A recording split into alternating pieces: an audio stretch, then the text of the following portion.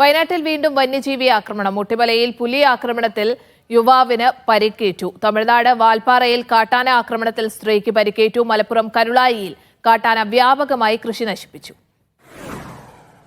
മാനന്തവാടി കോയിലേരി സ്വദേശി കല്ലുമുട്ടമ്മൽ ചോലവയൽ വിനീതിനാണ് പുലിയുടെ ആക്രമണത്തിൽ പരിക്കേറ്റത്. റാട്ടക്കൊല്ലി പറ്റാനി എസ്റ്റേറ്റിലെ തൊഴിലാളിയാണ് വിനീത്. ഉച്ചയ്ക്ക് 12 മണിയോടെയാണ് സംഭവം.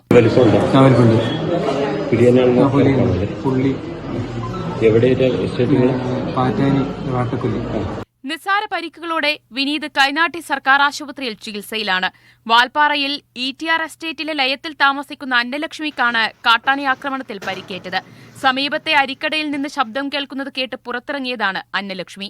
മലപ്പുറം കരുളായിയിൽ കാട്ടാന വ്യാപകമായി കൃഷി നശിപ്പിച്ചു. മേഖലയിൽ കാട്ടാന ശല്യം തുടർക്കഥയെന്ന് നാട്ടുകാർ പറയുന്നു. കോഴിക്കോട് താമരശ്ശേരിയിൽ കാട്ടുപോത്തിറങ്ങി. പെരുമ്പള്ളി TR എസ്റ്റേറ്റിലാണ് കാട്ടുപോത്തിറങ്ങിയത്. നമ്മളെ മാങ്കോസിന് പ്ലാൻ തൈ വെച്ചോടുത്ത് 2 എണ്ണം ഉണ്ടാക്കുന്ന. വിവിധ ബ്യൂറോകൾക്കൊപ്പം ന്യൂസ് ഡെസ്ക് മീഡിയ 1.